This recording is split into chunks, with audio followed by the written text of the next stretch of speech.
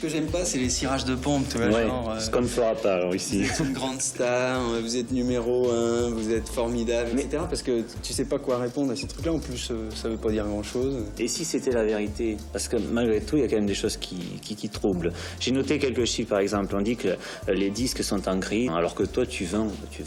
Ça fait plaisir que les chansons que je fais plaisent aux gens. Mais je crois au contraire que, éventuellement, ce qui peut plaire, c'est justement ce côté pas... strass, différent. Cette posture d'anti-star, Jean-Jacques Goldman l'adoptera tout au long de sa carrière. Enfin, ce qui représente le métier avec des guillemets, c'est surtout tout ce qui est cocktail, réception, boîte de nuit et tout ça. Je peux pas dire que ce soit des endroits qui m'excitent beaucoup, mais enfin, même quand je faisais pas ce métier, c'était pas des endroits où je vivais beaucoup. Goldman, voilà, il est effectivement, c'est vrai qu'il se posait assez en différence par rapport à beaucoup d'artistes qui pullulaient dans les années 80 et qui n'étaient qu'une image. Lui, il voulait pas chanter ses chansons, il voulait pas montrer sa gueule, il était timide, il en faisait pas des tonnes, il souriait pas aux nanas au premier rang.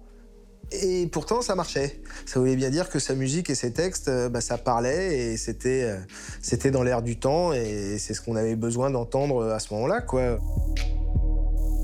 Lui qui n'a jamais rêvé d'être chanteur et encore moins d'être connu, a tout fait pour vivre le plus normalement, le plus longtemps possible.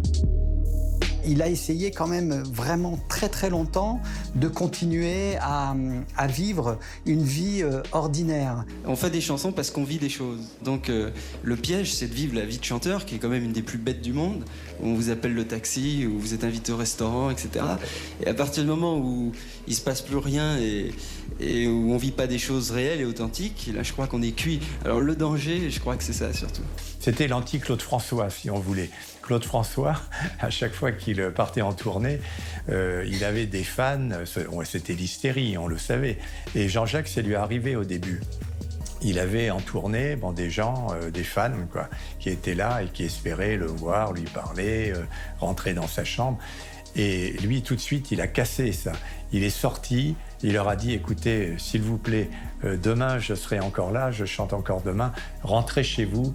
Voilà, quoi, il leur disait gentiment, je ne suis pas une star, je ne suis pas un dieu, je suis quelqu'un comme vous, je suis une personne comme les autres. Je fais des chansons qui vous touchent, tant mieux, mais rien de plus. C'est sans doute grâce à cette humilité que les Français le plébiscitent tous les ans comme l'une de leurs personnalités préférées. Les gens réagissent par rapport à ce qu'on leur donne et à ce qu'on leur montre. Et Jean-Jacques Goldman a toujours été abordable, généreux, gentil. C'est pas quelqu'un qui se prend au sérieux.